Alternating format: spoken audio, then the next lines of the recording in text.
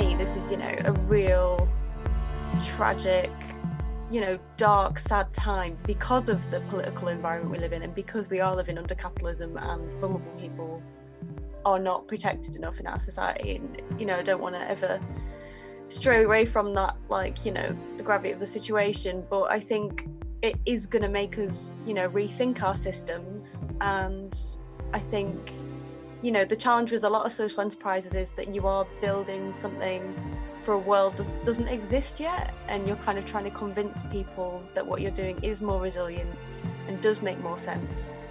You're listening to the Spaceship Earth podcast with me, Dan Burgess. Welcome to the show. Thanks for tuning in. This is episode 33. In this episode, I'm in conversation with the very awesome human Sophie Slater, who is founder of women's ethical fashion enterprise and brand Birdsong. The Spaceship Earth podcast is where I'm having conversations with inspiring humans who are on a mission to reimagine, redesign and heal our world as we shift from industrial growth society and passive consumer culture to becoming crew on the Spaceship Earth, fully participating with all life in the co-creation of a more beautiful, life-sustaining world. It's where I'm asking, how might we thrive in a world that's alive? Welcome to the show. Thanks for tuning in. This is episode 33. In this episode, I'm in conversation with the very awesome human Sophie Slater, who is founder of women's ethical fashion enterprise and brand Birdsong. Birdsong are doing fashion so radically different from the way most of us imagine fashion to be. They are trying to reimagine and redesign the whole reason for being of a fashion brand. And I would say that how Sophie is trying to build Birdsong offers a glimpse of how we might build all businesses in the future. I think what she's doing is of huge importance and significance when we think of business design, and even more relevant for the times we're in now and what is now facing us as the globalization project comes crashing down. Some context on this conversation: it was recorded on Friday the 20th of March. This was just before the UK went into official lockdown for coronavirus. It's quite mad to think that that was 3 weeks ago, and sort of what has happened in that time. Feels like so much has happened. But I think, when we had this conversation, I think both Sophie and I were in a sort of a state of sort of heightened anxiety, I think, of what was happening. And so the pandemic was very much in our minds as we dived into this chat. This was a long, open, very honest conversation around the challenges we're all kind of dealing with right now, and from the perspective of Birdsong, the enormous complexity of trying to build a social business, a human scale business, a business that's rooted in social justice and ecological limits. The complexity of trying to build something like that within an economic system today that in a way demands scale, it demands efficiency, and it demands inequality and sort of environmental destruction, really, just to compete in the system. So we really explore a lot of that tension, and there's so much wisdom and learning from the journey that Sophie has been on with Birdsong. So I'm going to cut straight to it. This is episode 33 of the Spaceship Earth podcast with Sophie Slater from Birdsong. Enjoy. Sophie, welcome to the Spaceship Earth podcast. Thank you so much for having me. It's a pleasure. It's a pleasure. We are. Where are we? We're in the middle of a pandemic crisis. I don't even know if it's the middle. I feel no. It's what is it? Is it the start? Well, it's the beginning in this country. It feels. Yeah. But it's interesting. Kind of. I don't know. Like, for geeky research types, I'm sure we've been reading about it for weeks and months, kind of anticipating what's going to happen. So yeah, where are you right now? Give us some context. Got the first train back to Newcastle yesterday, and I'm at my parents' house in North Tyneside, where there appears to still be toilet roll in the supermarket. Amazing. And it's quite comforting because nothing ever happens here anyway. Right. So, was that original home for you? Is like where you grew up? Yeah, that's where I grew up from the ages of 5 to 18. Okay. And yeah, like, it's really interesting actually. I was reading a New York Times article about boomers not taking the pandemic seriously. Right. And the WhatsApp chat between my infectious diseases student assistant and me and my parents has been quite fraught with us trying to get them to take it seriously. But Right. actually, upon coming here, I think as the mood changes and they've, seen the pictures of Londoners kind of stocking up in the news and all the masks and things, I think, and because of my reports from the capital, they are taking it quite seriously now. Yeah. So we are all self-isolating. Yeah. It's mad, isn't it? Because I mean, I live out in Bath, and it's like, we've been, my kids are now, they were off from like Wednesday. They pulled them out, and then, we've been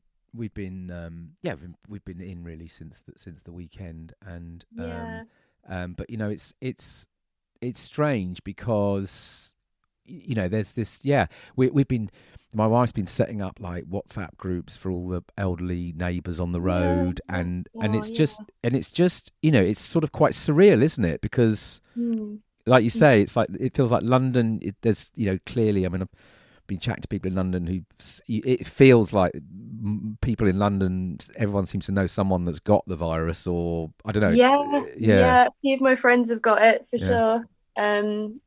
Which I think is the thing that freak my parents out the most, because it feels like very far away from them at the minute. But I was like, I could be a carrier, but we don't know, do we? Yeah, it was interesting actually trying, because I live in a housing cooperative. It's like the biggest housing cooperative in Europe. It's in South East London, and it was custom built in the 70s. There's 120 tenants. And as you can imagine, if someone gets the virus there, it's going to spread really quickly. And there's also quite a lot of vulnerable people who live there who wouldn't otherwise be able to kind of afford private rent sector. So I was really paranoid. I was kind of staying in since last weekend, trying to self-isolate. But then if you imagine you've got that many people living together, there's 8 to a house. Some people were having parties, some were coming and back and wow.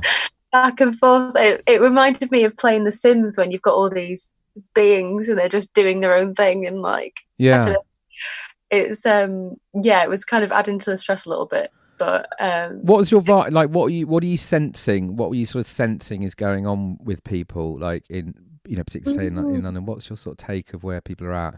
I think it's either complete denial, business as usual, or complete panic. Right. And there's not a lot in between, which is like, and I think they both feed off each other. So it's really interesting, isn't it? And obviously your sense of the mood is skewed because you're only talking to people on WhatsApp or video chat. Or I mean, one thing that's been really kind of hopeful, as you mentioned, is all the mutual aid groups that have popped up. And the co-op was actually really nice. I got a phone call checking in. They're checking in for everyone who's immunocompromised. They've stockpiled a little bit. Not from the supermarkets, but from like Suma, and they are really looking out for people, which is great. But again, I think the younger people who live there perhaps are still kind of going out. So that's my kind of little microcosm. That's my little world. So the sort of speaking from the sort of place of the most vulnerable, because that's sort of quite a big part of your work, right? And Birdsong and how that. Can you just tell us a bit? I mean, actually, just for example, just tell us a little bit about the story of Birdsong, just how it came about, because I think that'd be super interesting for folks to understand that journey. Yeah. Well, one thing that's kind of been really getting me through this week as well is that I was part of an experiment. I always call it like an experimental alternative to a master's, but I think it's less experimental now because it's been going for 6 years. It was very much an experiment when I joined. I don't think Jack will mind me saying that. Yes. It was a alternative masters in social innovation, but there were no fees, and it was quite not peer-led, because we had incredible people such as yourself coming in as faculty. This is 2014, right? 2014 this was it 2014? Yeah, it was 6 years back now. And the background to that is that, I got out of uni, had a really good grade, had been doing stuff with women's organisations, wanted to do a master's, so applied to a master's at Oxford, but then it was too expensive.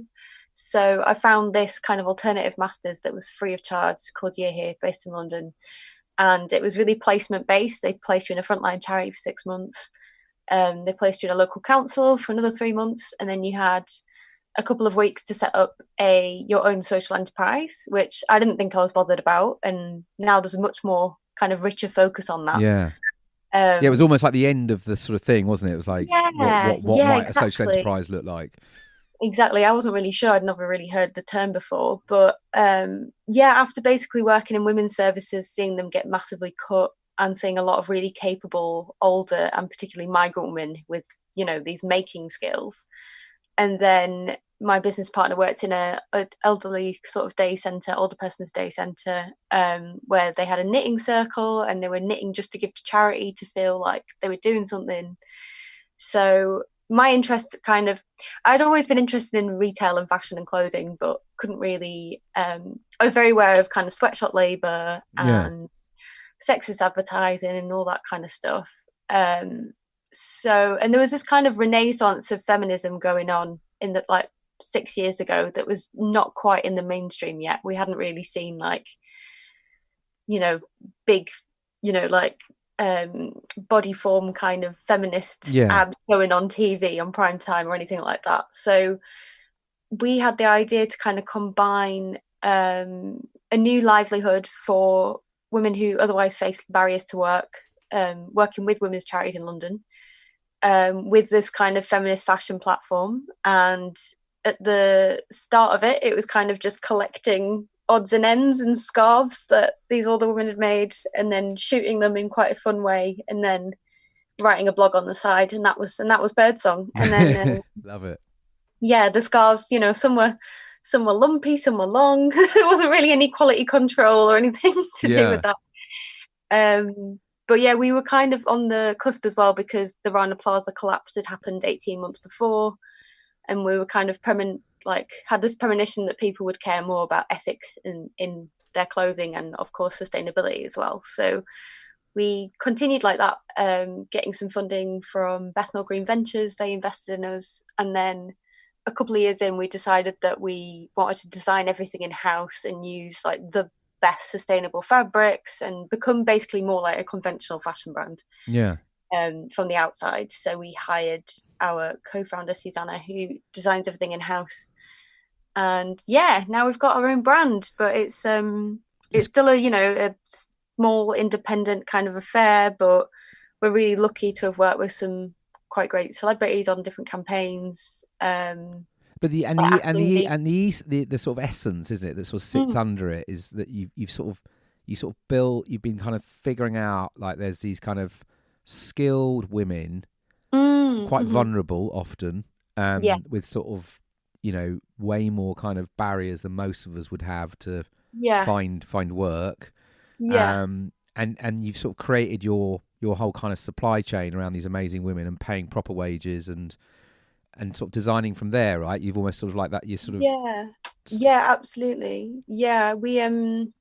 We went out and spoke to a lot of different women's charities in the East End who were supporting women to become more confident in their sewing and kind of learn English. And the kind of good thing about our supply chain, and especially in this kind of crisis, is that we work with existing charities and existing kind of little small businesses, so they've got that support network. And when for example, we work with a charity called Stitches in Time, who are based in Limehouse Town Hall, and we'll pay £12.75 to the woman per hour to make the clothes, and then an additional kind of £3.25 or £2.25 on top of that goes to the charity to kind of help support them as well. So it just works out at £15 an hour. But they support women who might have experienced domestic violence, women who've been economically inactive or not worked independently for themselves, or refugee women. So it is mostly kind of migrant and older women that we work with, but we also work with an incredible warehouse who trains adults with learning disabilities to post and pack all of our things as well, which is great. But they've been sent home because a lot of them have existing underlying health conditions. Right. but the warehouse staff who are kind of in good health, who kind of work with the charity, they're continuing with like healthcare procedures and like hygiene procedures in place. So they're going to be posting out orders out for the foreseeable future. But yeah, my heart is going out to the trainees, because I know the kind of breaks to their routine can be quite distressing. And yeah, it's a funny time. In one way, it's quite good that we've got all of our supply chain on our doorstep, like our fabrics coming from Lancashire. But on the other hand, we're working with people who potentially have a lot more to lose from this crisis. So we're just checking in with them every day, really. I mean, the knitters are staying at home and knitting, which is to be anticipated. Yeah. They were like, "Thank Lord we have knitting," so that's good. But because I was going to, obviously we can get into this whole resilience, I guess, for a young, enterprise like you're building, and the way you're building it. It's kind of it's making me think a couple of things, because I was reading, I can't remember what it was, but recently I just saw a thing about garment workers, particularly Chinese garment workers, who are suffering through this crisis because all the fashion houses are shut down and blah blah blah, or people aren't buying. And so I guess there's one thing, there's something about the resilient, like sort of disease pandemic aside, it feels like the model you're building has more resilience in it because of that you're working with these kind of partners, and which was sort of interesting. But I guess also, how does this particular moment in time, what's going on for you right now, like how is this going to stretch you guys, and what's I think it is going to stretch us, like oh sorry, my dad was just knocking on the door. It's all right. This is the world we live in right now. We're all kind of like it's the integration of everything into one room. I'm not used to that. Regressing back into teenagehood. Yes. So I mean, don't swear at them. Mom.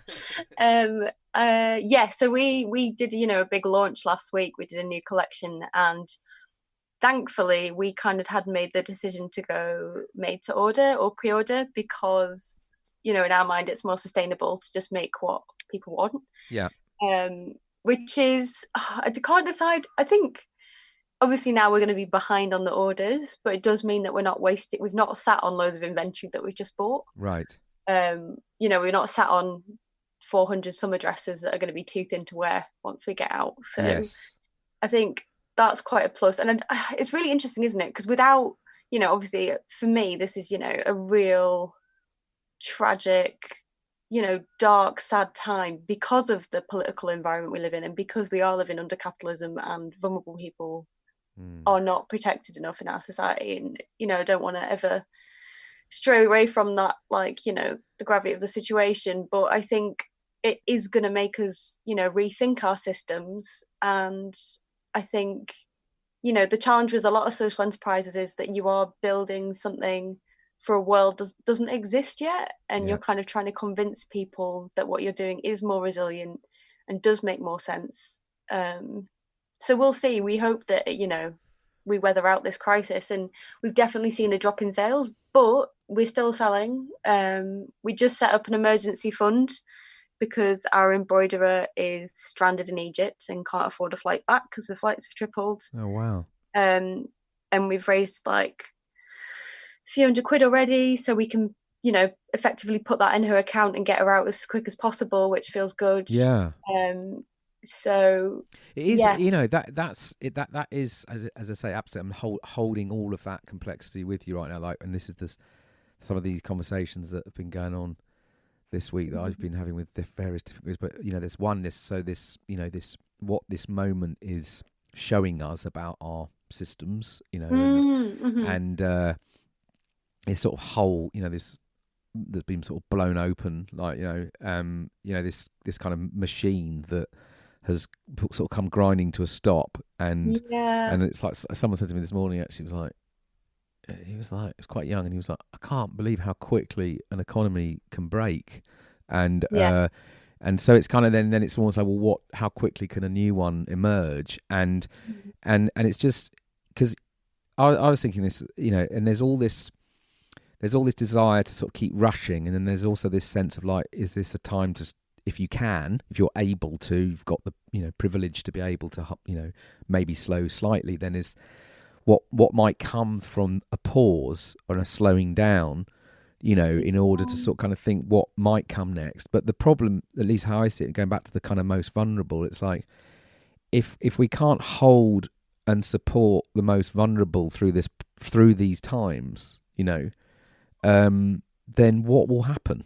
Because do you know what I mean? It's like we're talking about, like, someone talks about this idea of quantitatively easing the people, the households, the commons, versus the sort of the banks. Because unless we can hold, you can't imagine what it must be like to be, being told to sort of stay inside, and you bet you can't put food on the table, or do you know what I mean? So you've got this impossible situation. It sort of feels like, without supporting, though, that just feels like that should be the priority now for sort of government, support the folks on the ground, to just enable them to lean into this problem, all in this enormous challenge. Because if you can't, like, take that pressure of, paying my rent and putting food on the table and looking after the kids, how can we possibly self-isolate? Or, do you know what I mean?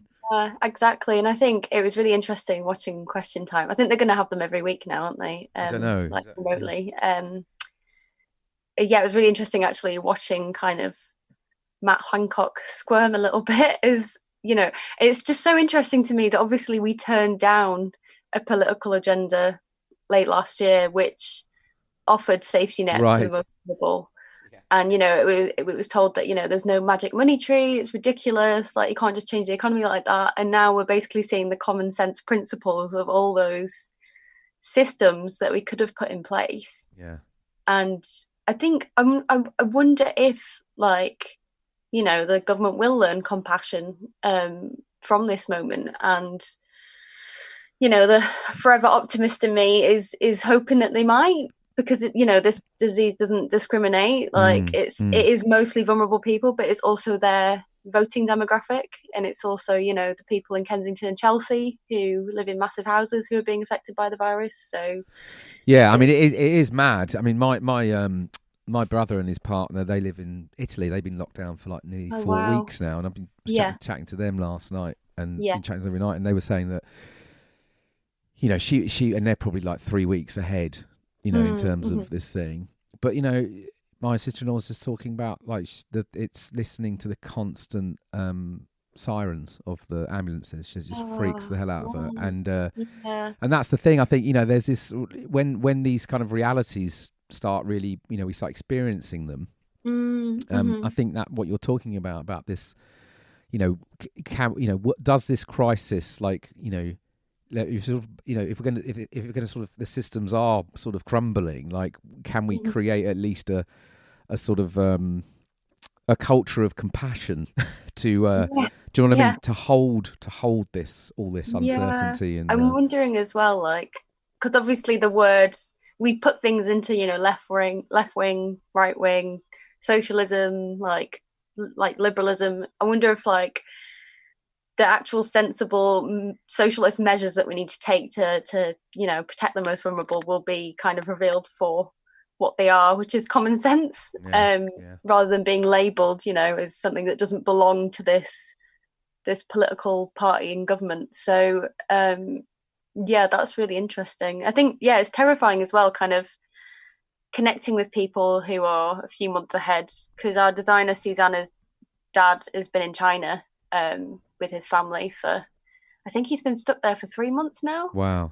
And actually, I think China are dealing with it really well now. They're kind of disinfecting the streets in Wuhan twice a day. They're, well, this is so interesting, isn't it? About that culture of, there's a sort of, I was chatting to someone this morning. They were sort of saying, it was, they're almost implying that in China, no one's got any freedom. But I was like, well, I think they do have freedom, but they've still got a sense of collective responsibility. I think. Do you know what I mean? It's just like when there's a kind of a demand to do something for that's going to help everyone, people tend to do it. But it just feels like here at the moment, it's sort of, I don't know, it's a strange. I guess there's, like, I know from chatting to Suze, there's a big thing about kind of like, looking after your parents. and feeling really responsible for their well-being, and sending money and stuff. So I think I'd like to think people have that responsibility here as well, but yeah, no, I think it's more this just kind of, there's just a weird thing going on about like some sense of like that this virus, somehow you can avoid it just by avoiding it, sort of thing. Without, so it seems to be going like, I can still go out, go to the pub, do this, do that, but we'll be fine. Yeah, that's the bit that worries me. But anyway, I'm probably just panicking too much. Yeah, I think there was all these like all the fake news as well is kind of fascinating and terrifying to me, and all the kind of, if you just follow these like 10 listicle points, you can stop getting the virus. And yeah, I've been sending that. Well, my friend who used to be a nurse sent me one, and I was like, oh great, if I just drink hot tea every 15 minutes, I'll be fine. Yes. And then sent it to my sister, obviously, who studies infectious diseases. She was at a coronavirus seminar, and she's doing testing in Scotland this weekend. And she was like, yeah, it's all crap. Like, so what's she saying? What's her take on it? Has been telling me to wash my hands and actually wash my face, because she knows I touch my face a lot. Yeah, I was on a Zoom call earlier, and someone very bright just said, like, it was about 30 of us. She said, so many of you are touching your faces. And I was like, it's like, oh god. Yeah, I just did it now, and I'm like, oh god.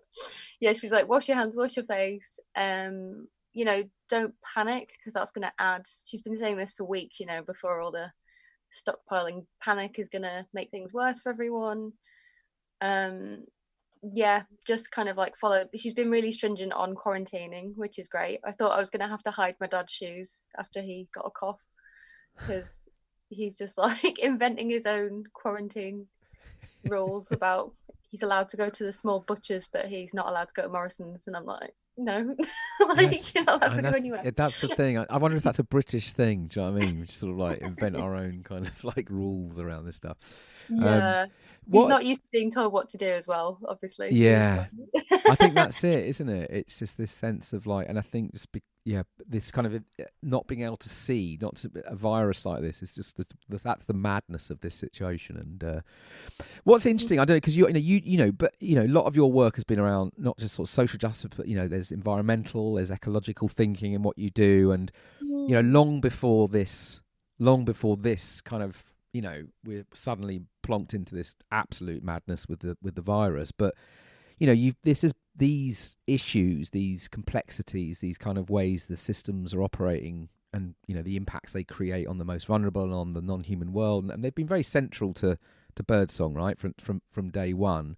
Yeah. How have you found, like, what I find it even hard to think, like, what was it like 2 weeks ago? Do you know what I mean? But yeah, where were you heading? Like, what was sort of going on around all of this for you, like with your customers? I mean, ironically, or maybe not so ironically, I was kind of getting really into the idea of a no growth economy. Yeah, no, I saw what you chatting about that. Tell us about that. Yeah, well, I guess like it's something I've been thinking about quite a lot, and was kind of dipping into like donut economics. And I don't want to I'm probably quite bad at explaining it, but I'll try my best. But I picked up a copy of E.F. Schumacher's Small is Beautiful. Oh, that is a book. That's a book. Yeah, Human Scale. To finish it. Like, I'm really bad at non-fiction. Like, I get through it very slowly. But yeah, I was reading that, which, as you know, the economic principles of the world of economics, if people mattered, as if people mattered. And it's written in 1973, and it's kind of making all these statements like, if we carry on like this in the year 2000, things will be really bad, and things will be polluted, and we won't be able to head back. So it's really interesting to read it, as someone in 2020. And I mean, it's mind-blowing, the vision, isn't it, when you think about it? It's incredible. And I think the main thing for me is, when you start a social enterprise, and especially when sustainability is a massive buzzword now, and everyone and their auntie claims to be sustainable in fashion, and you've got multi-billion-dollar corporations buying up sustainable SEO keywords on Google so that they come up when they're churning out 8 billion garments a year or something. So dark stuff going on. Yeah, it's really hard to actually, someone can make something out of some bamboo viscose that's got tons of chemicals in it and 1% bamboo, and slap a sustainable label on it, and the customer, it's such a nebulous word, and we're not really educated as consumers as to what actually sustainability is. So I think the idea for me is to go back to, you know, sustainability as an economic concept around not growing more than you need to and not taking up as many resources as you need to. And what I really liked about the E.F. Schumacher book was that it was kind of saying that there should just be a lot of little small initiatives that are more empowering and give back to their local communities. And I think there's been a lot of pressure, especially talking to kind of investors or trying to get funding over the years, to be the next big thing, to be, you know, the ethical ASOS, the ethical name, you know, insert huge fashion brand. And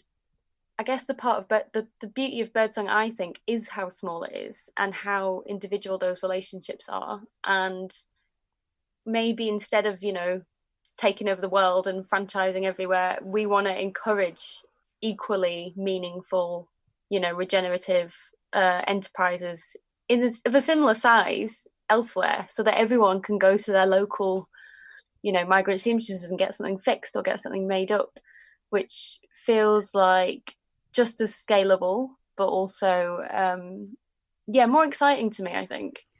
Yeah, and, you know, now that we've got the internet, we've all shown that we can connect, you know, in the last week or so online, and we don't necessarily need to be physically present. So I think, you know, the kind of sharing of ideas doesn't necessarily rely on, you know, being one big company, I don't think necessarily. So if that makes sense. Yeah, it makes tons of sense. And it's again, I think it's just so interesting because I'm sort of wondering, so like when you, like, if you look at what you're doing, as you look at the Birdsong products and the way you talk about them and the relationships that are involved in creating them, and there's something again at the moment I'm interested in, like what's going to come through this stuff that's unfolding. But, you know, will we begin to reconnect with our stuff, for example, in a different way through this? You know, even just showing this slowing down that's going on, because we're being forced to sort of slow down. And I imagine, again, sort of probably reevaluate quite a lot of things over the coming weeks. And there's something around you know, the sort of looking more at ourselves. I'm just thinking about, you know, how we connect to ourselves. So this kind of space that's going to open up for people, the slowing down that's probably going to be opening up for those of us that are able to, you know, are locking ourselves away and don't have to be, you know, on the front line.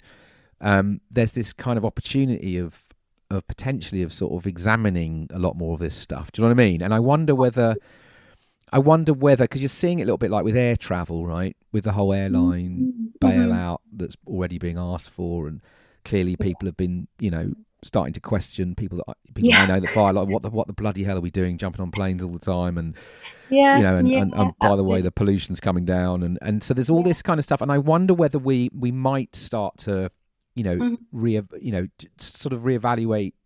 You know, what happens in 3 or 4 months' time? Does everyone just go, right, let's reboot, let's just go and buy loads of shit again? I really hope not. Do you know what I mean?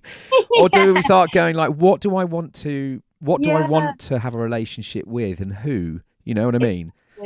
Yeah, I think, So I love it. I love what you're doing. I think this idea of, you know, Schumacher's idea was, you know, human scale, right? It was like, I think we've been talking a lot recently in a project about this, what a new economy looks like, you know, what it might look like, and the sort of growth fetish, you know, that we have. Absolutely. That has been there for so long, and it's weird, isn't it? Like this sense of growth that doesn't exist anywhere else in the natural world. Is only in sort of human, maybe in viruses. Well, yeah, cancer before, now it's like possibly pandemics and sort of, you know, usually sort of corporations. They're the only sort of things that sort of seem to imagine endless growth. But maybe you can see that, you know, when something takes over everything, it's not positive. Yeah, right. But how does that? I mean, again, I said, you know, you're building Birdsong or at least it seems to, you know, from an outsider's, like you're very, very trying to do it. You know, you're doing it very with caution and using, you know, making the most of all of your of how do you design with low impact and not using too many resources. But how does that, like you say, with it must be really tough as well, right? Particularly in the fashion system. Yeah, Yeah. absolutely. Yeah. So what's been happening there? I think fashion, it's really interesting. Like, I kind of realized actually, I went to a kind of fashion editor kind of like meetup, like social thing, that was quite like exclusive, and I was very intimidated because for a huge amount of time I think people kind of patted us on the head and were like, oh, that's nice, you're working with charities, lovely.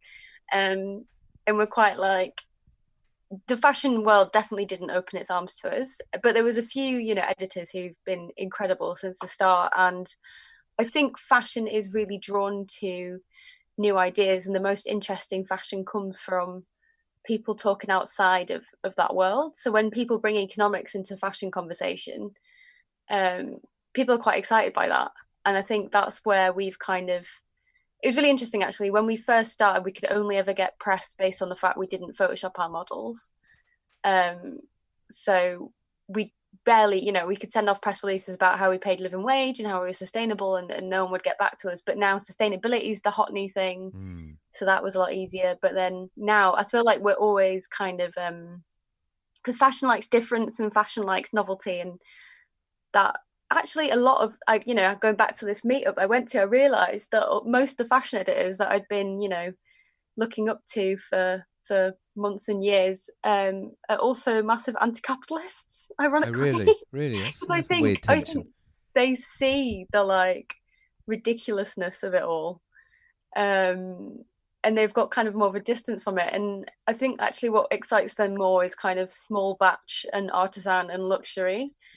I think it's different depending on what kind of fashion editor. I think they're not the kind of people who write about the high street. They're interested in quite complicated ideas and artisans and complex kind of like, which I'm not saying the high street doesn't do, but there's a much quicker turnover of like garments. You have like 52 collections a year kind of thing. So it's not as thought out because it's just about sales and flogging whatever's in the shop that week. But they are really actually excited by no growth economy. And I think they've got, I think a lot of people who work in that kind of world are fatigued by the growth and the endless new things and the kind of like, I don't know, just meaningless fashion shows. Like, it's really interesting. I've always thought, when a musician puts a new album out, they don't do it 4 times a year regardless. They do it when they're ready and they've got good songs. Yeah. But with fashion shows, they're made to put out 4 seasons a year, no matter how uninspired and unnecessary those items are. So it's interesting. We don't make novelists sign a contract where they have to release 4 books a year, or I just think that the thing that people like about fashion isn't necessarily married to the state that we've got in. So yeah, people have been really receptive actually to us talking about the no growth economy. And I think if you look at the people who are most exciting in fashion now, they are talking about sustainability. So who are the most exciting people, you would say, for you anyway? I really like Mother of Pearl. I think they do really interesting things. They didn't start off sustainably, but Amy Powney became creative director, and they've really, really interrogated their supply chain. My friend Aja is incredible, and when you were saying about is it going to be business as usual, so her Instagram's Aja Barber, and she talks about kind of intersectionality and politics within fashion. And she was saying take notice of the shops that are still open during a pandemic on Oxford Street selling non-essential items, because they're putting their frontline like shop assistant staff at risk just for profit. And who's thinking about buying like the summer wardrobe right now, from a high street store? I know I'm saying that as someone who sells clothes, but I feel like what we sell is kind of like hope a little bit, and I mean the support, and then you get a dress from it as a result, which is really nice. But these are great questions. That's the thing, right? It's like, I think, but that's the thing. They're uncomfortable questions, aren't they? And they're sort of, exactly. And it's really tricky because I was like, who wants to buy a dress? And I'm like, oh God, that's my job. Like, I'm selling dresses, but I'm also selling livelihoods. And yeah, hopefully well, that's the thing. Who's thinking about buying a dress that's going to be out of fashion by the time we get out? Because fast fashion moves so quickly. But yeah, then we don't know how fast fashion's going to move in this as well. So maybe everyone will have to make timeless styles, because if we're on lockdown indefinitely for the next on and off 18 months, Yeah. how will that impact trends? Yeah. It's so interesting. I've just had a conversation. We've been talking a lot and exploring a lot over the last few months of new forms of growth, and how do you talk about it, and cycles of growth, and sort of like regenerative growth, and like all these kind of things, that sort of but we talk a lot about, it's funny, like the whole fashion season thing there, but if you strip it back to the non-human world,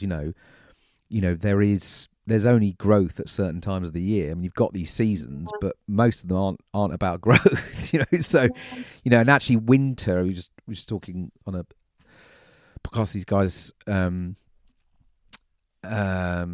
who've written this book, Regenerative Leadership, and Giles was talking about the need for winter, not just in almost in every day. We should have winter in our day, but we're probably experiencing a sort of a sense of winter, a breakdown, but again, that's essential. These times of no growth and a bit of struggle. I mean, I use that sort of metaphor for this situation, but the whole point of, but do you know what I mean? But but if we apply it to the businesses and the models and all these things, like we want it to be kind of spring, summer all the time.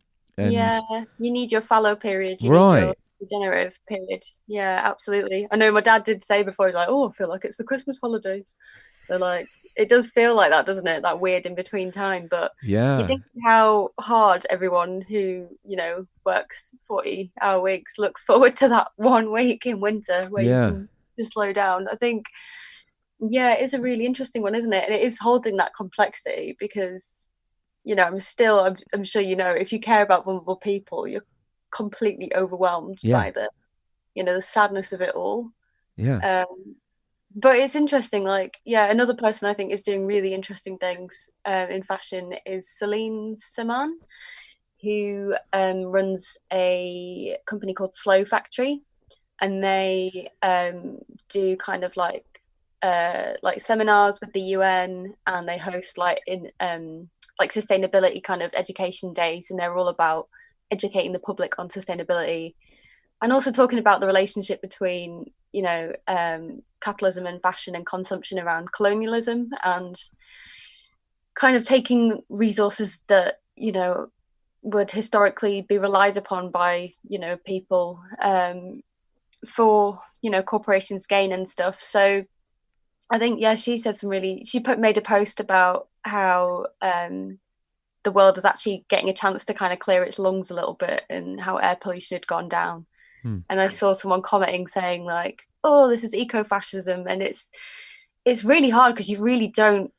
There is that is a very real risk as well. Like, I feel like there is like this growing kind of danger of eco-fascism, anyway, regardless of whether this happened or not. So it's about holding that huge amount of tragedy and trying to remain hopeful that something better can emerge out of this, if that's possible. It's going to be better for the people who are still around, but obviously it's not an option for the people who won't be with us anymore. So it's a lot, isn't it? It's a lot to hold. No, it is a lot. It's funny, and it's funny to say, just because all this stuff's obviously interwoven and entangled with so much of what we're all kind of exploring. And there was, just someone again said to me this morning, like, but also because I was slightly flapping and panicking about kids and elderly people, and actually they said also, like, you can't solve everything, and you need to we also need to sort of have some trust in letting go, and just doing what you can and bringing your thing, and being but also having to kind of trust what might emerge from this. If again, I'm not saying, I mean, it was interesting because it's something I find very difficult to sort of settle and go, not keep sort of connecting one thing to the other, but there is something, I think, about yeah, I mean, where do we, what are the things we're able to push on, and what are the things we're able to try and help sort of birth through this process? But it's also knowing that there's probably going to be a lot of letting go as Yeah, well. yeah. And it's ironic, isn't it? We're talking about slowing down and no growth, and yet, the Year Here Network have been amazing because they've already set up loads of action groups and care packages, and they've set up like all these initiatives, and it's incredible. And but I'm also like in a place where I'm quite overwhelmed, and I'm like, I guess like when you are super proactive and you care about these things, the temptation is just to go full pelt at it, but there's also a sense that we're going to be in this for a while, so obviously helping the most vulnerable people is urgent, but also we have to pace ourselves, I think. We live on a life-giving rock called Earth, hurtling through space. How bonkers is that? If you like what you're hearing, please do give us a review on Apple Podcasts. It really helps others find the show. We can't build thriving societies if we withdraw our well-being from the equation. I've been sort of like riffing on this thing that blew my mind just thinking of the word the word I discovered this week, the word wealth. It comes from Weller, which is Anglo-Saxon, the word Weller, which means well-being, which means contented and healthy. And and do you know what I mean? And it's so it is such interesting times, because that is that does feel like, unless there's ways for people to be able to really let go and this again is what I worry about more with the sort of vulnerable communities, is the opportunity to be able to be held a bit to do that kind of work, right, and to be supported. But it does feel like we're all, at least I'm always guilty of it, running around burning out, and actually is that a useful thing to be doing? It's interesting, isn't it? It's I'm in not a unique position, but quite a strange position at the minute as well, where I'm grieving because I lost my best friend, one of my best friends, a few weeks ago. Okay. And that combined with the pandemic has been an absolute head fuck. Sorry by my language, but on the one hand, I felt quite a lot of pressure to be, productive and on it, but as a side effect, obviously, of being at home all the time, I feel like I'm processing my grief more and not using work as a distraction, nor as like a coping mechanism as much. And it's a really interesting one. What is it like to grieve when you can't hold anyone physically for 10 days, 14 days or more?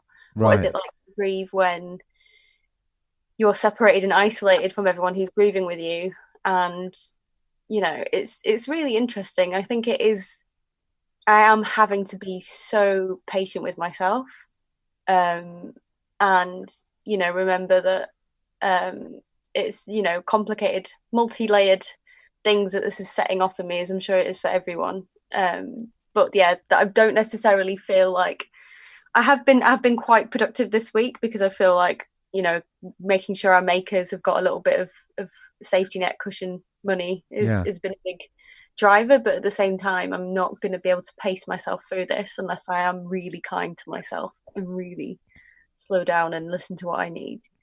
And that was a big part of kind of the choice to come back to Newcastle, which I did feel quite guilty about, because not everyone has got that option to escape to the provinces. But I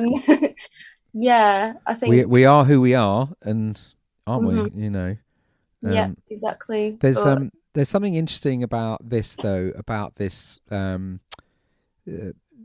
again, this if from businesses and enterprises and how we operate in the world, but this one thing, this process of having to slow down or having to create space or isolation or cocooning or whatever but there's something, it feels like, speaking to others that are maybe have been a few days ahead on this thing, about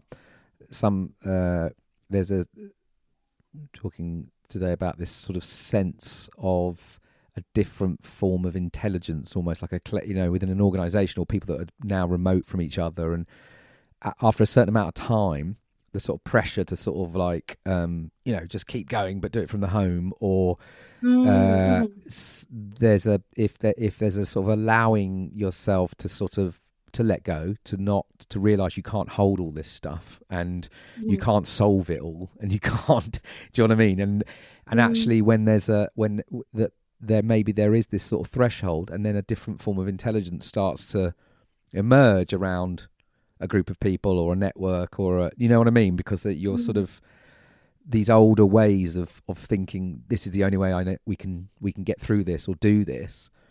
Actually something happens when there is a sort of breakthrough that can happen, and a different way of thinking about maybe how we go about the stuff we're trying to do. I think what you've kind of said about we all need winter, it's kind of on a macro and a micro level, isn't it? I think it's it can apply to ourselves as pause as well, and obviously if you're involved with Year Here, you've kind of got a proclivity to action, but I think it's an interesting one, isn't it? Like, because the whole argument behind endless growth is also endless productivity, and we need to allow ourselves endless burnout. Exactly, boom and bust. So it's an interesting one. So tell me a bit about, like, I was going to say post-pandemic, but we don't actually know what that's going to be. But what was, because I also noticed, and I know it's connected to this idea you've been talking about a sort of no growth economy. But I saw the idea of I saw something you've been framing around working towards a Green New Deal in fashion. Just tell me a bit about, like, at least the intentions of Birdsong now, and what's been going on before let's park the pandemic for a little bit, but just in terms of this is great. It's the first time I've been able to park the pandemic. Yeah, I know it sounds a bit weird, doesn't it? But do you know what I mean? I mean, you've obviously you're building this thing. It's been a really sort of it's a very living journey for you. So I'm just be curious as to where your the intentions are. Yeah, or of were. course. It's so interesting because I did I was at an International Women's Day panel when was it? Well, March the 8th. I can't even remember how long ago that was now. 10 days ago, 12 days ago. Wow. I was kind of talking about our future plans and feeling really optimistic, and it's since then I've just been going over contingency plans with funders and things, so it's interesting to look back and remember what I was really excited about. What were you excited about? Can you remember? I think our main goal, to go back to the small is beautiful, was build Birdsong up to a human scale. And I feel like even though that seems quite limiting, we had like massive amount of kind of ideas around that, in terms of like, could we set up blueprinting our model so that different local charities can get involved and do something in their area? Could we make delivery hyperlocal? Could we make production hyperlocal to the customer rather than sending everything from one warehouse? Could we enable not necessarily Birdsong branded, but fashion brands working in the same model of Birdsong? Could we blueprint that and then make it publicly available, right, so that other kind of similar social enterprises can set up and work with them to support each other? Could we, I guess, like, what we were thinking about was we work with 5 different women's organizations at the minute, and they've all had funding cuts. They're all quite disparate, but they're all based in East London for the moment. And our dream scenario was to have one kind of vertically integrated workshop that would be run as a workers' co-op.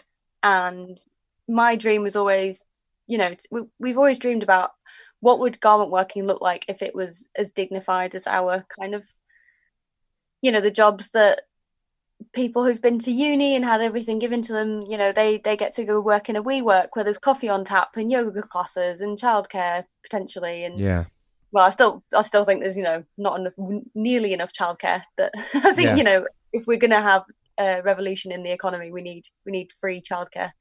But how can we offer those things to our garment workers and create this really safe amazing space, which is a model for how all kind of like businesses, I feel like, should be treating their workers. So It's fascinating to think, like, it's making me think as you're talking though, like, you know, in this time is like the sort of maybe unintentional prototyping that might be going on around all of this, you know, like yeah, kids in the yeah, mix, kids in homes, people trying to exactly, juggle a million different things.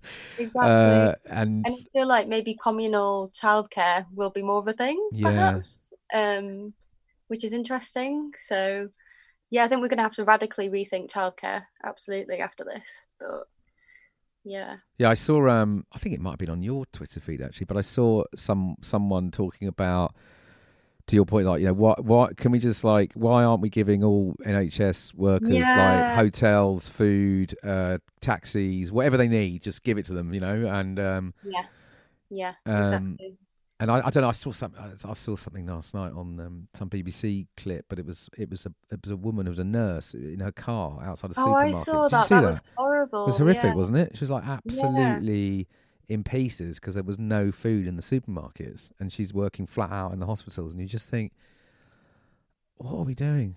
yeah, yeah. I remember, like, I was saying to my dad after that, I was like, "Ooh, we've not thought to." There was a lot of things that Labour claimed to renationalise, but supermarkets wasn't one of them. Maybe we can, Yeah, maybe we should think about that. yeah, So, and I think I heard someone on the radio the other day saying how, there's 40 different kinds of meat sausage you can buy at Tesco's, and they're having massive problems with their supply chain. Like, are we going to have to rethink, the like endless choices that we have? And like, novelty.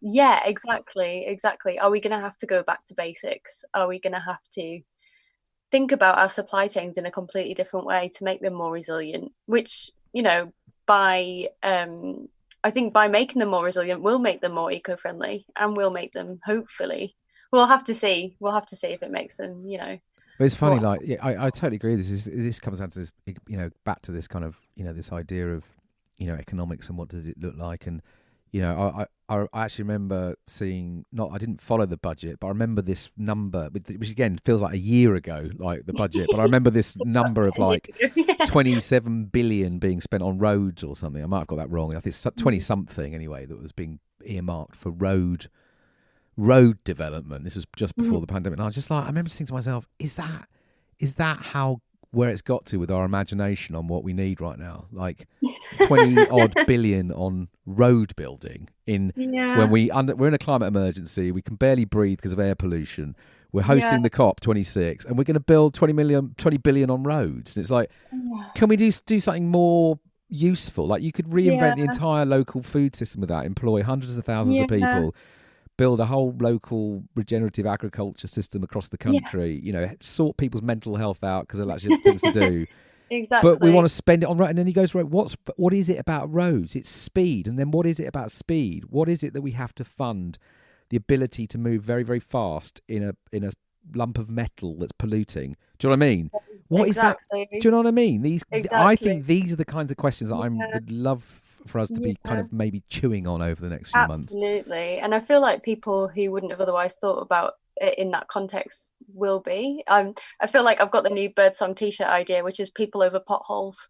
Love it. But yeah, if you fancy putting a pre-order in. Yes, we will. Yeah, do absolutely. Well, I mean, on that as well, like but on how do people? So you've got, because you're an online retailer, but you do like you often do like well, you have in the past lots of pop Mhm. ups and stuff. And Yeah. how do folks connect with Birdsong? What's the best way to get on Yeah, well, board? we do a lot of events, and we've done a lot of pop-up shops in the past, which are really nice because, we work them, and we do things like we've done feminist comedy nights, we've done period poverty fundraisers. We had a period party where we had glitter tampon chandeliers and Fantastic, moon cup cocktails, which was really fun. fantastic. And yeah, we do a lot of community building through our events, which is going to be sad because we won't do one obviously for the foreseeable. But I think for us, this is a really good opportunity to connect with our customers as much as possible in our community, like, via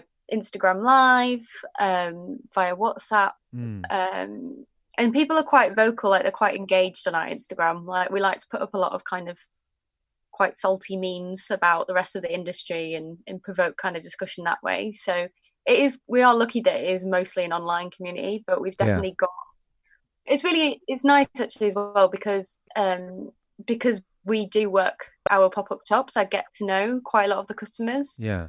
And there are people who've, supported us since the beginning, who have even become friends, through supporting us. And I think the main difference people have said between our brand and, someone else is that if they, have a question or they disagree with something, or even if they want to call us out on something a little bit, we're really open and receptive to that. And I'll message them back, even if it's, 2 a.m. and I happen to be awake. And be like, oh, I hadn't thought of it that way. Or like, oh yeah, I did that caption to reflect that because that point's really good. Or yeah, I'm really sorry that we've not shot this campaign on a model who's, a size 18, but we really want to do that. And that's definitely in our plan now. So thank you for raising that with us. So I think, yeah, we have got a really good model of communication with them. I think because, yeah, it's really interesting. Yeah, it's just kind of grown quite organically. Yeah. Through our networks. So yeah, it's grown from people we know and care about and identify with, and yeah, obviously people with similar values. So it's a really nice kind of, a little bit of a bubble maybe, but yeah. Well, we're all existing in bubbles, really, aren't we? We're just trying to make sure we can sort of burst out of them regularly to sort of look at other bubbles and be aware, exactly. Just have awareness of bubble existence. Someone this morning actually was quite interesting. We were talking about this. I'm doing this project at the moment. It's just it's an experiment. It's trying to sort of, based on all the sort of good for nothing work, it's trying to sort of see if we can get people doing things on a Friday as a sort of building on the sort of school strikes, Friday for Future work. But like for people that are kind of like working or professionals or whatever, it's like if you did something on a Friday, or 20% of your week towards the collective future, like of our species and the planet and all life, like what would it be? Like what would you do? Because a lot of people sort of feel quite torn that they're in this thing and they can't stop and they want to do more meaningful work. And it's like, well, what if you could just create a habit? And so we've been exploring all this stuff. And then this morning just did this random sort of open Zoom call, and we're talking about this habit. And this girl Emily said this great thing. She's like, it's also making me think like 20% of your week where you could just have awareness of the collective future. So you might not even have to do anything or make anything or, be anything, but just having an awareness. I thought that was really lovely. Again, just this sort of sense of like, it's not just about what we do, but actually it can just be about how we become more aware of what's going on around us. Absolutely. And I feel like a lot of people are having, really similar ideas to this, because obviously the idea of a 4-day week was brought up last year, and amongst me and my friends, we were like, well, that would be great, because we all want to volunteer more, get more part of our communities, and have that time to think about it. And I think what the kind of lockdown and pandemic has shown at the minute, with kind of reduced pollution and stuff, if we dedicated one day on Fridays to not buying anything, not consuming anything that wasn't of benefit to other people, and maybe like gardening, or I really hope, for example, that mutual aid groups can become like a permanent fixture.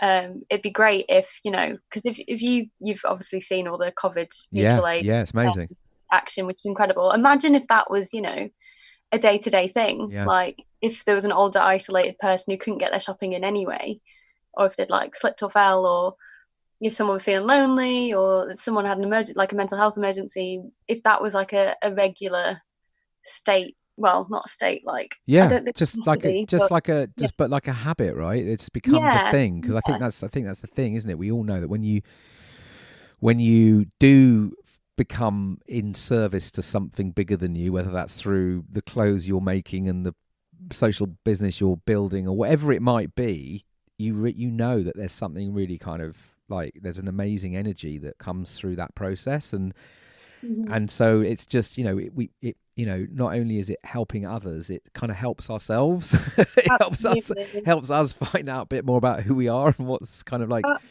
what makes us feel alive. And so I think I absolutely agree with you. It's like if we can build on this, like again, when you can look up at the big news and you can be terrified, and then you can look on all the back channels and all on the ground, and through all these streams and feeds and stuff, and you can sort of sense and see and touch all this amazing love that's going on. You know what I mean? And it's just dialing that up and keeping it going and creating the habits and the connections. And I think we are this whole the phrase social distancing and the reframe around physical distancing, and it becomes so more important, because if we've got to lock people away, we've got to lock ourselves away, and elderly and fragile and whatever, then how do you create that connection in that more in a disconnected moment? It's going to become more and more thing, isn't it?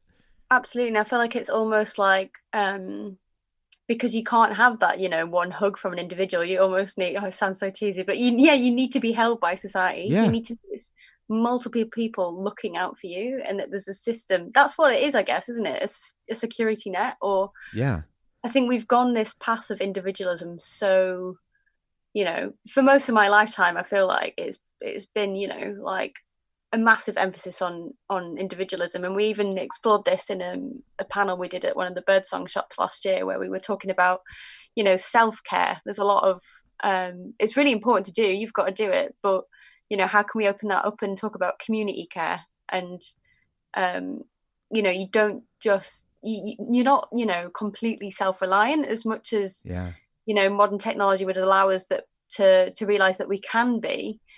What this is teaching us is that we aren't completely self-reliant. We rely on a huge network of other people in society, whether it's like Uber drivers or mutual aid groups, or just the news to update us. And how can we think about community care as a psychic and very material safety net? Because I think for our mental health as well, it's really important to know that there are people out there who are doing good things and can help us if we need to.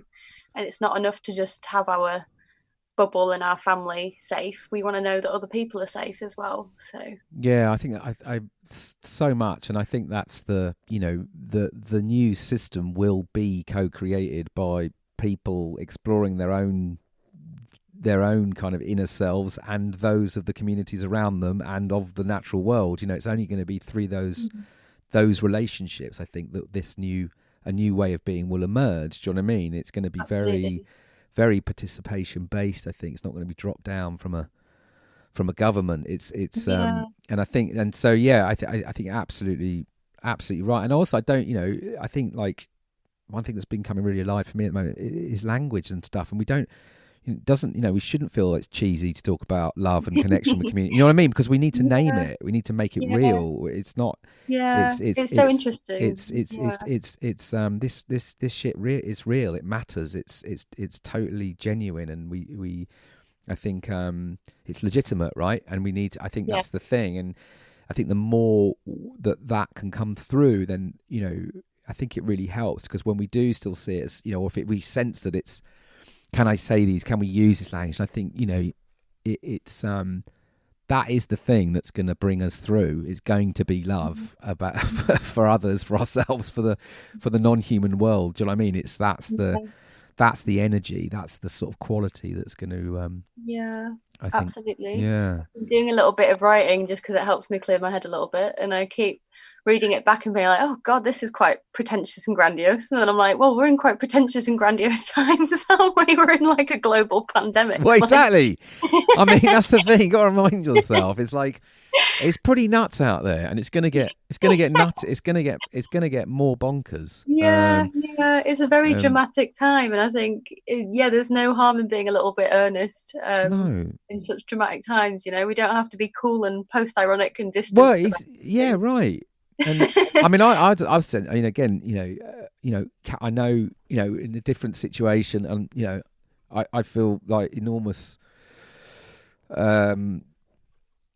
privilege that I've got, I'm not having to, I'm saying, I mean, I'm looking at my income going, well, I'm not quite sure how this is going to work out, but I'm not. I'm in a situation, at least at the moment, where I'm okay, and I'm I've got my family with me, but even just this week, like we've been chatting to both my parents live in different parts of the world, and my brother, Mm. but we've all been like chatting more. The kids have been chatting more to the more everyone's calling in on each other, and you think, I don't know, it's like, what's that all about? I mean, it's amazing, but it's interesting, isn't it? It's like but people want to do it. It's not like we're going, oh God, got to call my dad, or Yeah. it's like there's a genuine sort of sense of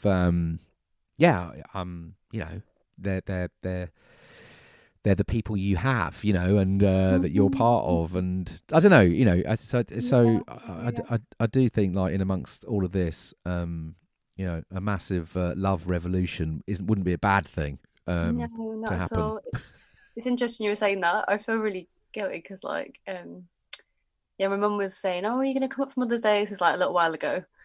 And I was like, "Oh, well, I'm going to Glasgow the weekend before, and I just came to see you like a few weeks before that, and like, oh, I'm so busy. Like, oh, can I really, afford to come up to Newcastle again? The trains are expensive. Making all these excuses, and then, you know, to have them FaceTime me on Wednesday night and being like, oh, I can't go with it. London's horrible, and then them being just like, just come home. Yeah. There's no questions asked. I'm so lucky, and Yeah. suddenly all the other things that you were worried about going home for just being completely irrelevant. And yeah, you just want to be with your family and with people who you have, like you said. So yeah, it just kind of, it does put, as cliche as it is putting other things into perspective. And also, just having that time, because like ringing your parents isn't a chore now. It's still a necessity, but it's kind of, it's good, I think, in a way as well, to like, I was kind of asking my dad about, like, the Cold War, and how his experience of this is, and it does put it into perspective a little bit, that there's not been anything like this in a couple of generations lifetimes. And I think that's really important to get that perspective from other generations in your life as well. So I think that's bang on, and I think we have a sort of perspective crisis again in the sort of inverted commas modern world, because we're always just running around at 3,000 miles an hour, and it's like you can't get perspective unless you stop, unless you pull out of, unless you sort of give the space, and you know what I mean. So. Yeah, it's really interesting as well. I was like, saying to my parents, like, what do you think this would have been like when you were my age? What would it have been like without the internet? And I think everyone I know this week has been like, oh, so grateful for the internet. Thank God for the internet. But yeah, it's really interesting because, in a way, that was interesting to me, because it feels a bit like the world's ending, and it feels quite apocalyptic and dark and scary. And then I was thinking, this kind of pandemic hasn't happened in 100 years.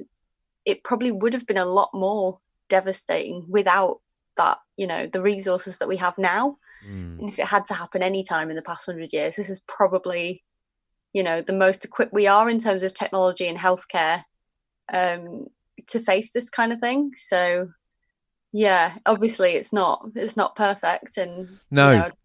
But that's almost why I think we need some utopian visioning and stories now, because let's just, like, we've had enough dark shit. It's like, what? Do you know what I mean? Can we just accept that actually it's okay? It's okay. Let's bring the love on now. We've got all the tools necessary to move out of this stuff. So let's just reinvent something that's just a bit more beautiful for everyone. Absolutely. And I think as much as it's been a really hard few years politically, I think people, well, I don't want to classify like left and right, but I think people who were inclined to change and thinking about changing systems lacked that kind of sense of utopia, and it was all quite reactionary for a while. And I think something that's come out of maybe like the climate movement a bit more, and other voices being championed because of social media that wouldn't have necessarily been listened to before, and more diversity of thought, is that we are kind of thinking about utopias again, which feel using our imaginations again. Yeah, exactly, and not just letting the story be set, or the baseline standard be set by what's already been told, by what we've been told is sensible and right, which doesn't feel sensible and right to us. Yeah, I think that's it, isn't it? It's sort of noticing stuff more, and then being able to sense your way more. Like, does this feel right? And you know, sort of different ways of navigating now. I think that's again another, you know, when the order breaks down and the sort of, you know, because you could argue there's a sort of slight obedience. We've got quite an obedient culture in terms of, you know, following the story because of, you know what I mean? Because the way that the sort of system's been built is kind of like, it's like a conveyor belt. You know, you have to get on it and, you know, you go through school and there and then on to this. And, you know, once you've got your debt building, you're sort of fairly committed to the monetary economy. And it's like, you know, it's all kind of, you know what I mean? And you're sort of used to being told what to learn and what not to say. And exactly what the goal, like what, you know, what success looks like. Right. Yeah. But I think this now there is a sort of ability to kind of go deeper into our own intuition, you know, and what let's sense more about what we're feeling. These ideas are telling us, you know, and being able to, listen in, and do you know what I mean? Take on information in different ways. And I think you're absolutely right about this diversity of voices that's been coming through, like, you know, I think for lots of movements, the climate and ecological movement, I think the last year's been fascinating watching, you know, indigenous voices and you know, the stories of sort of colonialism and, you know, all these dots that are being joined by much younger generations. And so so there is something now, I think, about this sort of courage, this imagination bit, and can we sit with the complexity and uncertainty and not rush in to try and just solve it all in the way that we might have always solved it.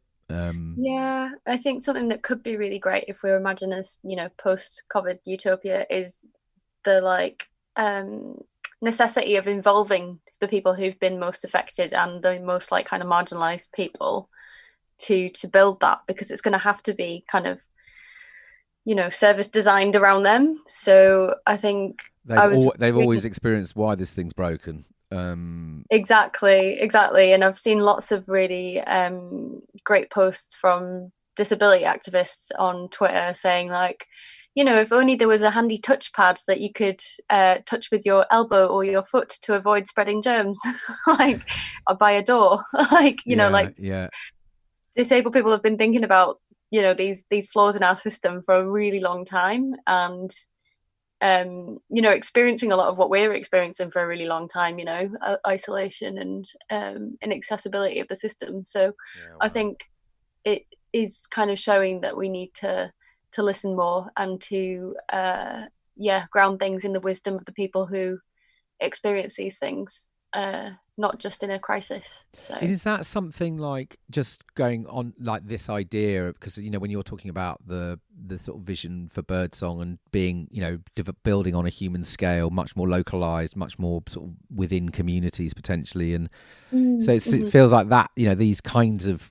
because I think that's the thing, isn't it, like you're saying, like, you know, co-designing these emerging concepts, ideas, enterprises, systems, that feels like a very strong design principle almost for the, you know, of how we go about reimagining and making this stuff work, is how do you bring that diversity in to that process? It's really interesting. And I think that's why when we first started, you know, we had like I don't even think we described ourselves as this, but we were kind of slapped on the label, you know, feminist fashion brand. And, you know, I definitely was, you know, I still am like a feminist, but I think we have to be quite intersectional and go beyond that. And that's why I like working with a variety of different charities. And I think the more kind of charities and different types of people that we support, the more rich our learning is around, you know, what we need to build like a functional economy for everyone looks like. So, you know, a lot of our trainees in the warehouse that we pack and post things to have learning disabilities. So we're kind of service designing quite a lot around like, how do we make the packing and fulfillment system as easy and less stressful for them as possible? And, you know, how do we design like workloads for women who've got childcare? And that's kind of a decision why we went into pre-order as well, because that kind of helps rather than having like really tight deadlines and like loads of work in a 3-month period and then if you do it with seasons, you're just like completing an order and then there's no work, and then an order and then there's no work. Yeah. Whereas with pre-order, you can constantly get those little drips and drabs of work in. So a lot of it's interesting. Like, I feel like we work, the kind of challenge of that is that you're not putting an order in at a factory, so you are thinking about these kind of design challenges, if you were, like, of working with people.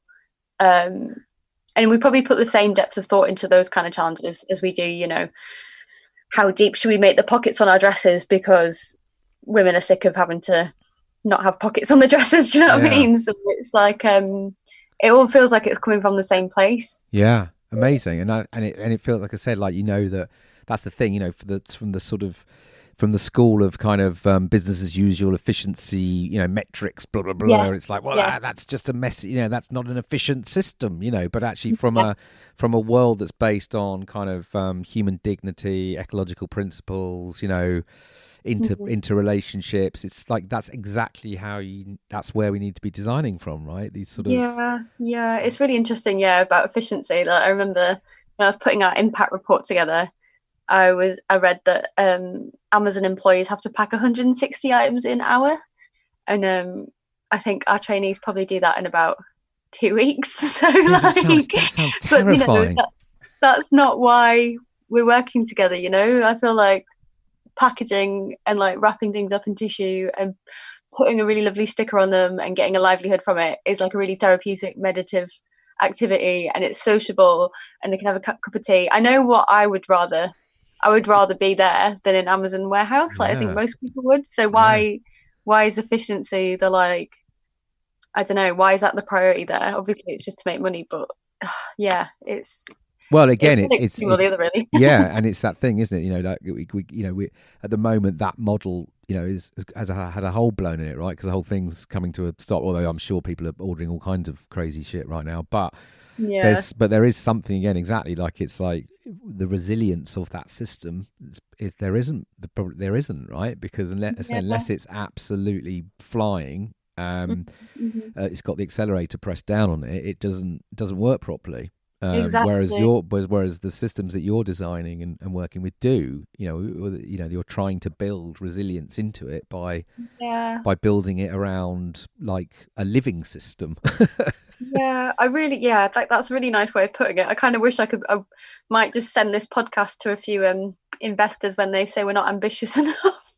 For some reason, I think like that's the main criticism we've come up with against when we've been trying to get funding, is that somehow resilience isn't ambitious. But I think when we look at ambition, so fascinating. That story's got to. I'm convinced that is the story that's going to change. You know what I mean? Yeah.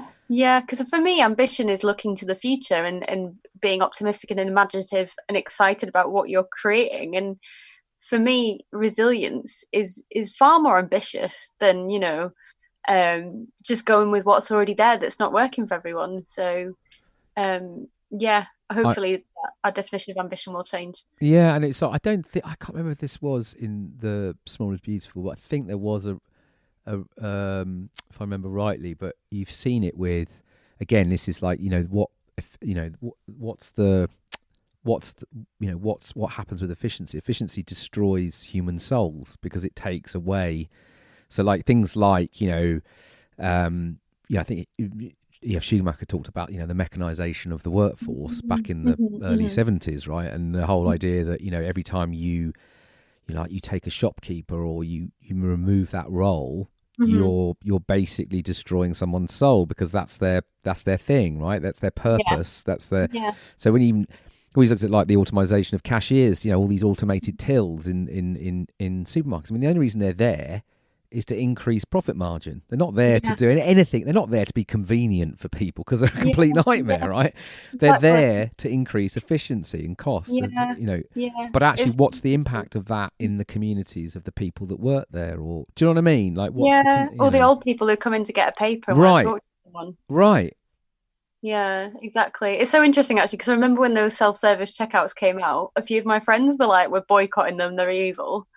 And then you just completely forget that, like, that's the new normal now, and that you just automatically go to it because you think it's going to be quicker, but obviously it's not. I remember walking into a Boots in Paddington, station. I can't remember when and the entire place had just been automated, and it was late at night. And I was just thinking, this is, you can actually move through life now without not speaking to anybody. You can just go in, you can just bleep a bit of plastic or a number or whatever, or a phone. And you know what I mean? You just sort of, and it's just, I don't know. It's just like, is that the world we want? Yeah. I'm not sure we do. It is about shifting our priorities, I think, hopefully, this. And I feel it'd be really interesting as well, like, to see how people act when we are allowed out again, and like how hungry for human contact we'll all be, and whether we'll all be slightly agoraphobic and awkward, whether like what I mean, like, or whether we'll be more sincere and more loving and more understanding and more sociable. Like, will people in London start talking to each other on the street? Like, I feel like that'll be a really interesting and will this collective kind of trauma help us bond a little bit as a generation? Or it's really interesting, actually. And it is the first time. I think it's really great to have these conversations, because everyone is talking about this is all we can talk about, but we've not really talked about what the world will look like afterwards, because it's so fresh. Yes. So, and there's that kind of, exactly, and there's a sort of there's a bit of a tension in that as well, of different people in different places, right, and different ways of processing these things, and and it's just being helping people also have the space to process this stuff is part of it, I think. This sort of collective processing is really, really important. I think that's part of this, maybe what something is, will emerge, but the ability to sort of listen and get more things out and work with them, because I think that's part of the new story, maybe that might be coming. And also maybe an ability to talk more openly about mental health, I would hope, right, because this is going to affect a lot of people's mental health. When you take away a lot of coping strategies and mechanisms, I think maybe everyone becomes a little bit more acutely aware of their mood, and it doesn't just seem like something that's certain people have, so I'm tell me about that, because you I mean, as I say, because I'm pretty sure you talk about these kind of mental anxieties quite a lot, or and tell me a bit about like where that's at for you now with all of this, because I think there's, again, I've been seeing this, I've been feeling this stuff with ecological anxiety and grief, and now with this, and I'm absolutely with you, and I'm worried as well as a dad of teenagers, and just how to normalize the ability to that anxiety is there, and how to sort of help process it and be open about it. It's interesting. I think, like, it's so hard, isn't it? What do you do when anxiety is built into your reality, and it's not just a kind of existential thing, but it is very much part of your reality, and how do you live with that? And I think maybe, as someone who's thought about their mental health from quite a young age, because it's something I've struggled with, I've kind of got more of a view of, I don't know, what triggers me and what kind of sets me off, and how certain things make me feel, and I'm constantly kind of trying to examine that. And I think it'd be interesting to talk to. It'll be interesting, for example, to kind of talk about like with my parents, for example, or my dad, who's like a pretty permanently jolly kind of guy, what his feelings around this are. But I think it's hard, and especially, like, I don't envy teenagers today when they've got so much information at their fingertips. You can, what are the mental health kind of like repercussions of hearing every single bad thing that's ever gone on, and having that in your palm, because blissfully didn't have that until 10 years ago. So growing up with that, I can't imagine what that effect would be. And does it make you more resilient, or does it just put you in a permanent state of anxiety? I think it's really interesting how we talk about that, and the conversation. I've seen a lot of content around how do we talk to our kids about coronavirus, and God, I can't believe it was only a week ago now. I did like a workshop with some 14-year-olds, and they were kind of like quite giggly and like, like, oh, careful, like hand wash, like around it. But you could see they were, pretty scared. And we did like a collaging activity, but they were kind of looking at newspapers. Obviously, that's not kind of the media that they traditionally consume. And every time they looked at a coronavirus headline, I had to be like, okay, that's not what we're looking at today. We're talking about something else. But they would get really scared by it. So, yeah, I think, yeah. How are your kids dealing with it? How are they? I mean, it's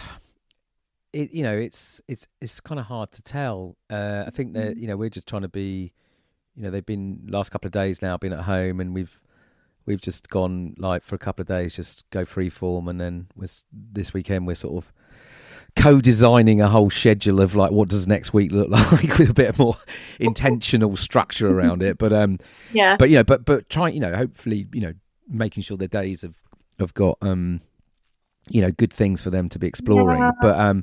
But just in terms of the thing, I think it's really tough. Like the older one is like, he's his life is Snapchat, and it's like mates and memes, and so it's just sort of constant coronavirus memes. Do you know what I mean? And whereas my sort of girls are sort of more, a little bit more, I think probably a sort of slightly, I mean, it's just they sort of understand it, but I think it's definitely uncomfortable, and something that, and I think obviously if Italy is a sign of where we're going to go, it's going to be weeks, and so it's going to get more.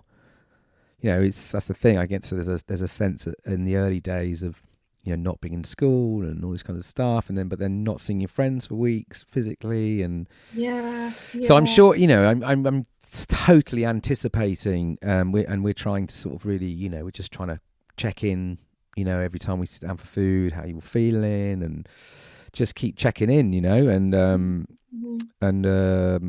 and see how it all goes. But I'm sure it's going to be, I'm sure there's going to be lots of, and it was making me think about, I saw, my wife was showing me, some kid was on something that he was basically saying, he's at home, his mum's at work, he lives with his mum, and he's got nothing at home, and there's no internet, and he's just really wants to be, really like, freaking out already because never really wants to be at home, and and so I'm sure there's parents at work as well, and you're wondering about if they're going to catch it, right. Okay, and so I think it's going to be, I think we're really going to be super tuned in to watching out for people's mental well-being. And being aware. I think one of the things is that this is a situation that anyone can understand will have a bad impact on mental health. So I think like that could hopefully open up conversations between people who wouldn't otherwise feel brave enough to broach that subject, or maybe haven't aren't from a background of thinking about these things. Yeah, that's interesting, isn't it? Does the coronavirus it sort of grants permission for everyone to go, I'm really fucking freaked out? It's like, I'm feeling really anxious. I mean, we did a call. I did this kind of experimental Zoom call this morning for this, we just did a 3-word check-in with 30 people, and pretty much everyone had, and these are, a bunch of people that are working with, who sort of have at least one foot in the kind of the world of change. Do you know what I mean? And pretty much everyone's 3 words had at least some element of fear, anxiety, scared. You know what I mean? Same with the year here. We did like a call with 33 social enterprises with year here. Right. And it was a similar vibe. It was great to have that, sense of community. Yeah. But there was a lot of resilience in there too, and a lot of forward planning and determination, which was great. But people are freaked out. Everyone's universally freaked out. Yeah. So I don't know if that's comforting or not. I think maybe knowing that everyone is as freaked out, and we all in it together, kind of thing. But obviously some of us more than others are more vulnerable. So Yeah, no, I think that's the thing, isn't it? I think that's the thing. I think there's a big takeout now. It's just we just got to look out for each other, look out for ourselves, be open and with our feelings and others, and I think that's going to be the way through this. And get working on that utopia. Exactly. If you've got time on your hands, let's start building the utopic world that we're looking for. We've had enough of Black Mirror. Exactly. We don't need kind of technology freakouts now. What we need to know is about, like, human awakening. Do you know what I mean? To new possibilities. Exactly. And pace yourself, but let that be the kind of light at the end of the tunnel. Yeah. No. But listen, Sophie, it's amazing talking to you. Thank you. And thanks so much for having me. This has been really great. Like, really really good way of processing, actually. So it's been really helpful and therapeutic for me as well. Oh, that's great. But what you're doing with Birdsong, it's amazing, and love it. And I think I'll link to all the projects in the show notes. And I think it's inspiring. And I think the system that you're trying to co-design and co-create with all of those who are in relationship with what you're doing, it's like you've got the courage to try and build that, but just keep with it, because I think it's a definite glimpse, I think, of how things are going to need to go. So look after yourself, and we'll be in touch. All right, thanks so much, Dan. All right, Sophie, take care. Bye. Bye. So I hope you enjoyed that conversation with Sophie Slater. We could have carried on.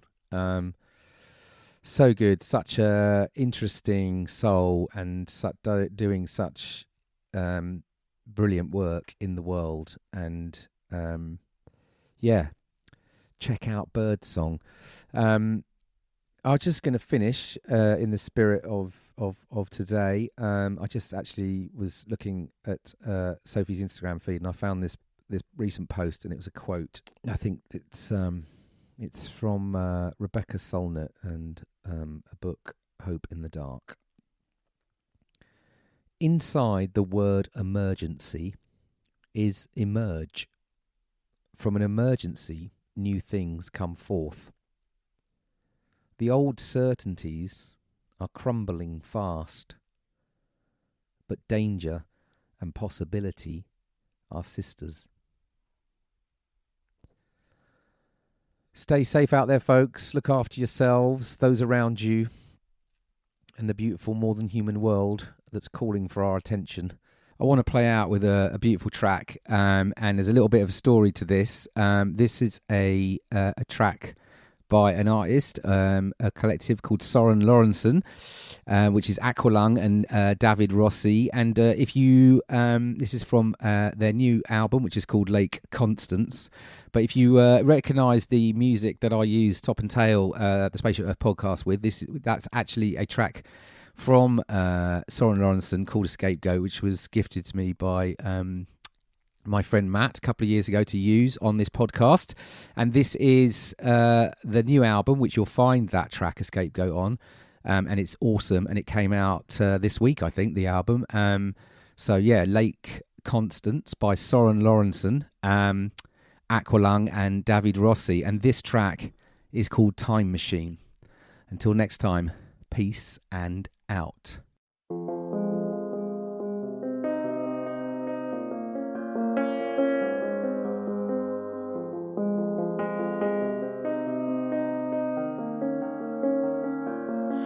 He says, bury me with legs crossed, head back, laughing like the fool I was, just like the fool I was, singing and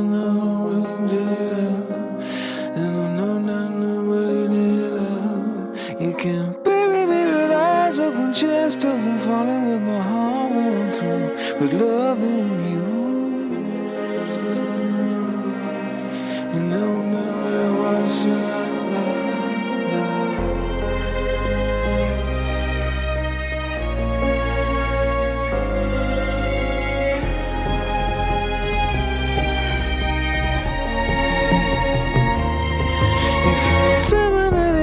from the age of 5, around the age of 5, knew you would not survive, singing unknown, and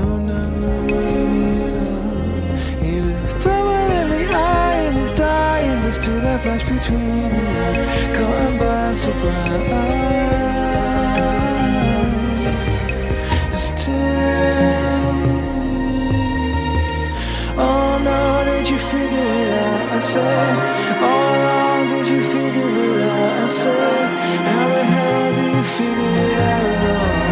Dark times, did you measure it out? I said, how much are you carrying out? I said, how the hell did you figure it out? I said,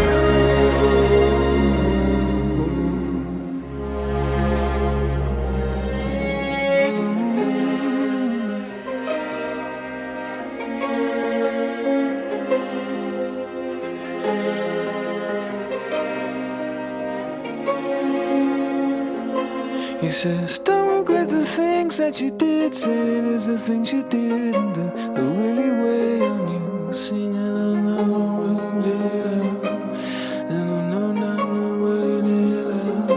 you can bury me with eyes open, chest open, falling with my heart running through from loving you.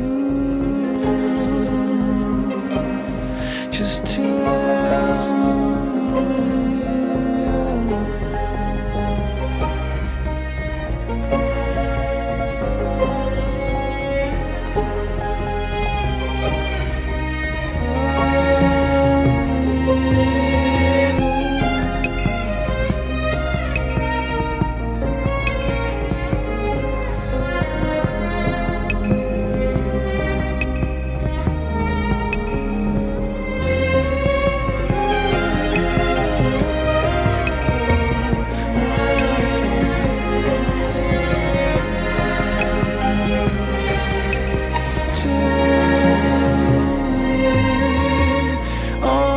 did you figure it out? I said, all along did you figure it out? I said, how the hell do you figure it out? Dark times, did you measure it out? I said, how much are you carrying out? I said, how the hell did you figure it out? I said,